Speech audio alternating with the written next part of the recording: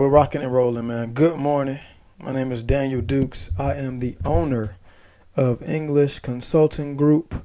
We are a book publishing company based out of Atlanta, Georgia. We've been established since 2020, as you can see here on our Facebook page, English Consulting Group. Hopefully the name does not throw you off. We are actually a book publisher that focuses on owning your legacy through book publishing and copywriting your work. I am not a legal expert, but I have done this several times and gotten several copyrights sent out to authors that have been legitimate. So I'm going to try to limit this to 15 minutes, and guys, follow along with me. This is part one of the author's masterclass, as you can see on the right side here. Today we're going to be covering copyrights and owning your literary work in your novel. So first of all, you ask, why are we here today? So besides that, I actually got a notification that my password had just expired, right? So if you copyright a book, the U.S. Copyright Office Association or www.copyright.gov, they will send you notifications. So coming up on the end of the year, they sent me this notification for my copyright access account to be renewed. So I figured what better way for me to kind of walk through this than to show people. This class is completely free. It is part of a 4-part masterclass. Part 1 will be the copyright of literary works. Part 2 will be my 12-month coaching program for producing your book, but we also name it idea and thought production. Number 3 is book cover and design, which I may bring a graphic designer in for. And part 4 is become a Barnes & Noble bestseller. I've produced several authors that have become Barnes & Noble bestsellers. What I would ask of you, though, is part 1 is completely free. The other 3 parts will be available I can send them directly to you. All I ask is that you put your email below in the comments. And then I'll be able to send that masterclass out to you directly. Or if you're uncomfortable with that, just click, just put down below author. Just put author down below, AUTHOR. And then I'll send you the link to the rest of the masterclass so that way you can have access to this content. But my goal is to produce as many authors as possible so people can share their stories and start to relate to one another. So this is the reason for the season, why I'm doing this. So what is a copyright versus what is a trademark? People ask me that all the time, right? What is a copyright? What is a trademark? What's the difference? So according to the United States Patent and Trademark Office, this is the definition. If you want to look at it from this angle, a trademark is a word, what's legally protected, right? A trademark is a word, phrase, or design combination that identifies your good or services. So it can be a 2-part phrase, a 3-part phrase, but something quick and easy, or even a logo that can identify your business.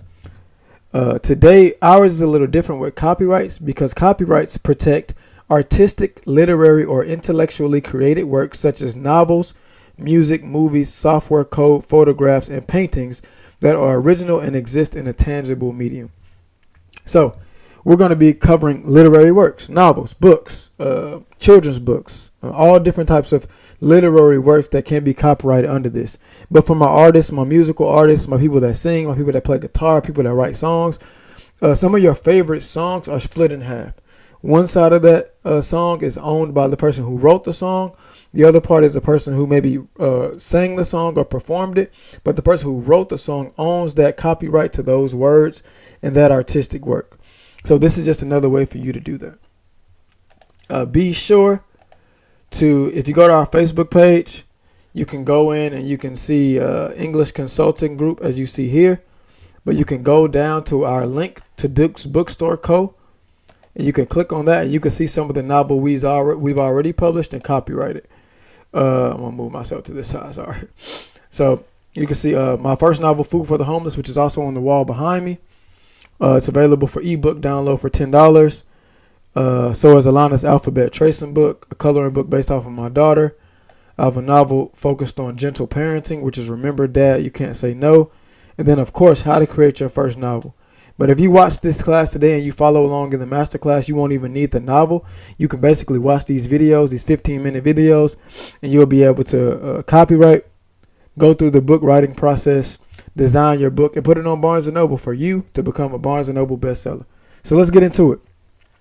First thing is you want to go to www.copyright.gov. That's www.copyright.gov. And feel free to rewind this video. I'm going to be talking kind of fast because I want to make these videos 15 minutes or less. So you can go down to copyright. You can go to copyright.gov. And what I want you to go down to is under features here, go to register your work. Register is just it's a lot of different features. You can see a lot of different things. You can copyright. You can search copyright records. You can go to fees and see how much this will cost you, which I will go over. But for the purpose of copyrighting a book today, go to register your works and go to learn more. Learn more will take you to a portal inside of a portal, which if you've paid taxes or done anything with the government, student loans, you'll notice that there's always a login within a login with these government sites. The copyright.gov will take you to a portal which is called the Electronic Copyright Registration System, or the ECO. You'll click on that button and it will take you to a page that looks like this. The Electronic Copyright Office. You will need to, if you're a new user, click here to register. But like I said, I had to reset my password, so I've already done that. I'm just going to log straight in and show you how to do this. So this is what the page will look like when you've first logged in. If you've done this before, you can go to, you can basically follow along with the legend on the left from any of your open cases, working cases, all cases. Cases just means copyrights you've submitted before. And then you can also do copyright registration down here to register new works. So for me just showing y'all some of all the cases I've worked on, I got several cases that I've definitely published over time. And you could just you can go back and see which ones you've done. You can see if they've submitted. You can see if they're done. You can see if they're completed. At the end of this, you'll be asked to where you want to send a copy of your registration to. You'll get a physical copy of that registration sent to your home, and only you will have that. A lot of people do poor man's copyright, where you can just send your documents to yourself and never open the envelope. You can do that as well. It's totally free.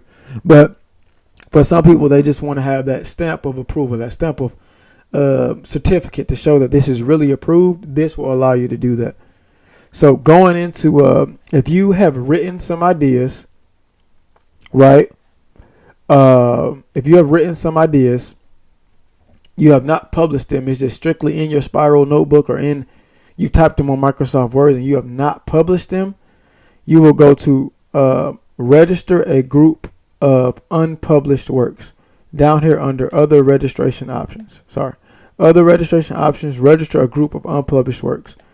The main option is register a work with a standard application, but you will see under here it says this application may not be used to submit unpublished collections. You must select register a group of unpublished works below to register multiple unpublished works. Please select register a group of unpublished works so that way your copyright will not be invalid. So going to register a group of unpublished works, and you can read through this 1 through 8, but some of the main ones are all the works must be unpublished. You may submit no more than 10 works. Each work can be an individual book, like it could be 10 different books. It doesn't need to be each page of your work. You can submit different books. If you've written several different books, if you want to write like not an encyclopedia, but like a series of books, you can write that in there. If you've written scripts, if you've written plays, if you've written movies, you can submit 10 different movies under this same copyright, so you don't have to pay multiple times, but just have it organized and saved. Because another thing you'll see down here on number 6 is you must provide a separate title of each work. And then number 8 is the file name for each work should match the title you provide in the application. So make sure everything is organized. Make sure all the documents are labeled correctly. Make sure the wording is right. Make sure things aren't mismatched. So that way if somebody tries to steal your work and you have to go through the legal system, you don't lose. Everything is matched up. So like I said, I'm running through this kind of fast. So read through those 8 steps as you can. But main thing is provide all required document application on the application form. We're going to go through that. Pay the required fee and then upload a digital copy. So when you upload that copy at the end, there's no denying that work is yours and that you own it. So we're going to do start registration. So today, the type of work we're going through this as if we're publishing your novel, right? So the type of work for publishing a novel, whether it's fiction, nonfiction, autobiography, a children's book, whatever, what have you. If it's a book, you're going to do type of work as literary work. And these same 8 steps are the same 8 notices that you saw on the first page. So I'm just going to click here just to move forward and continue top right. The title, you can go in and continue. Given the title exactly as it appears on the work, then click continue. So you want to do new down here.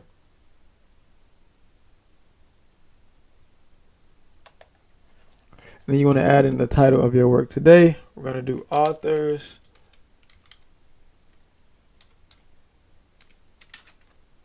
Masterclass. Right? And then you're going to save that.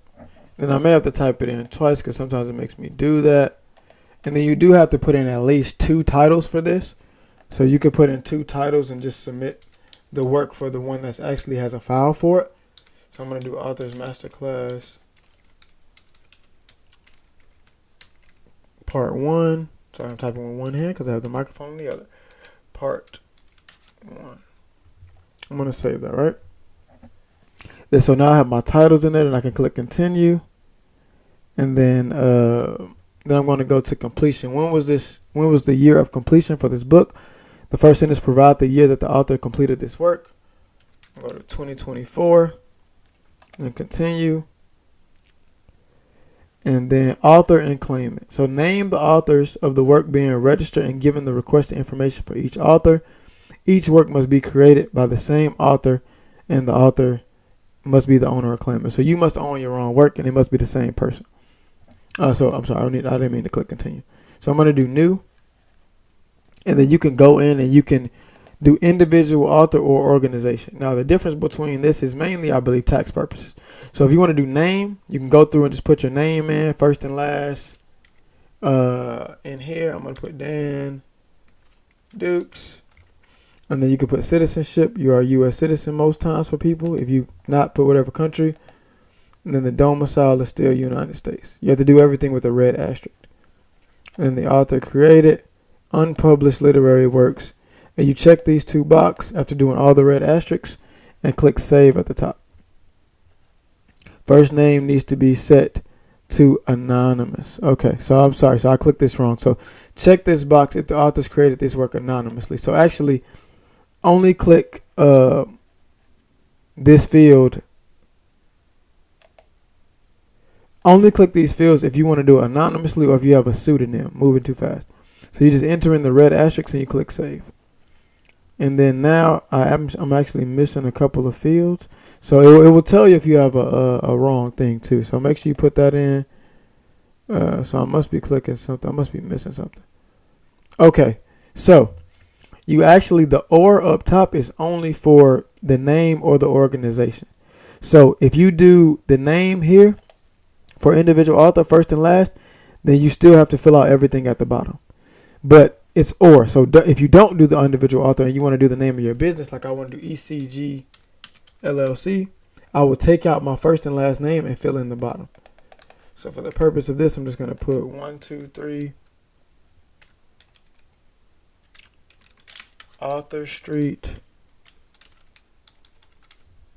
I'm going to put Atlanta. For those of you watching this from other cities, from other places, this is definitely, I'm based out of Atlanta, Georgia, so now you know, and then I can save it now. Cool. So now that's saved under Dan Dukes. Put the address in. No anonymous. No, I'm not anonymous. It's me, and there's no pseudonyms or alternate names. So then you click continue.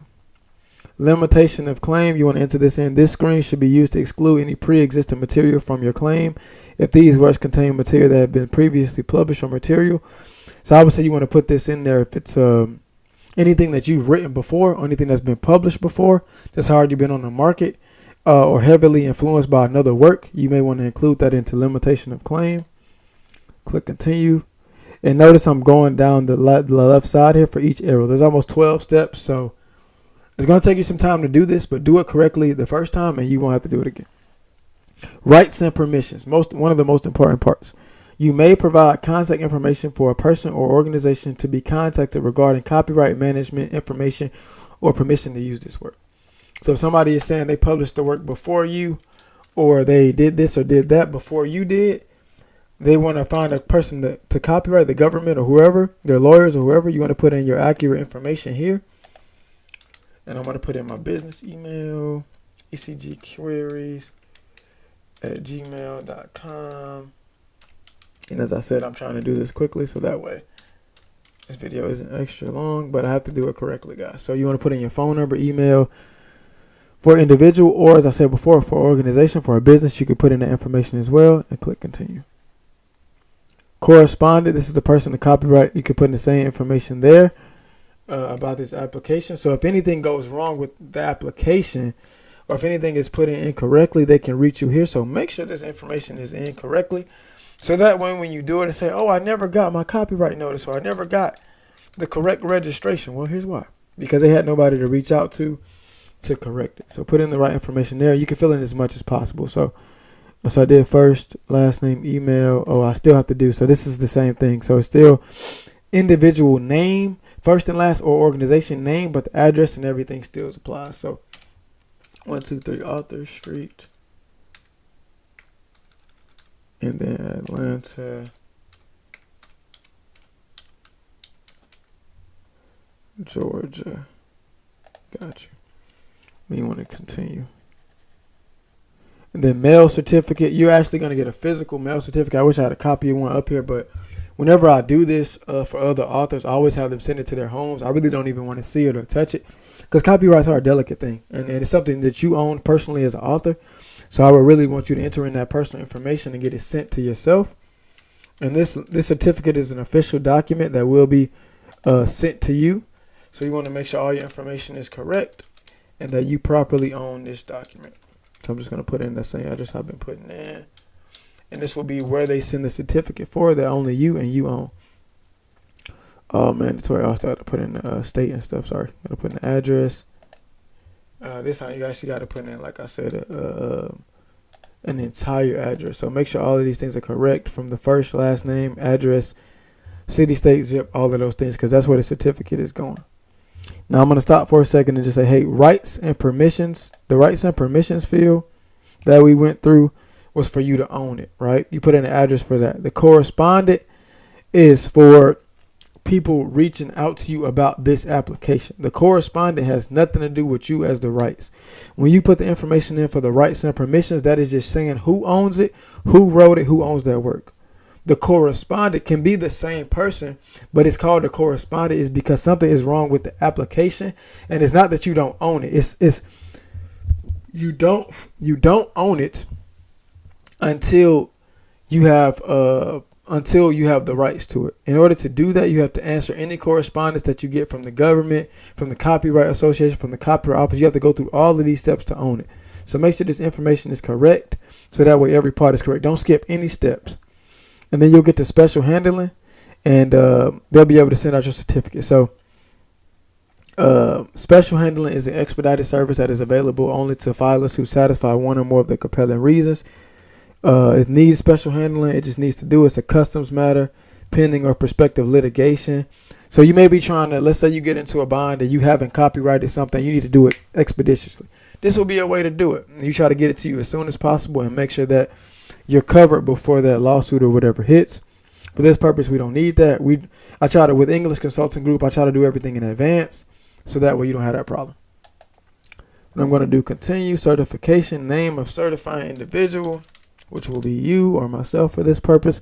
Or as definition, any person who knowingly makes a false representation of a material fact in the application for copyright registration power provided for by Section 409 or in any written statement filed in connection with the application shall be fined more than $2,500. So don't lie. Don't falsely represent someone else. Don't say that you own this and you don't. Go about things the right way, and you'll have full ownership of this. Like I said, I'm just putting in my name there and continuing. And then you hit review submission. So here you can review the titles that you've put in. You can review the completed date that it was completed. the authors or claimant, the person who actually wrote the book and claims they wrote it, the rights and permission, who the rights of this book are owned by or referred to. Correspondent is who they should call if something is wrong with this application or email.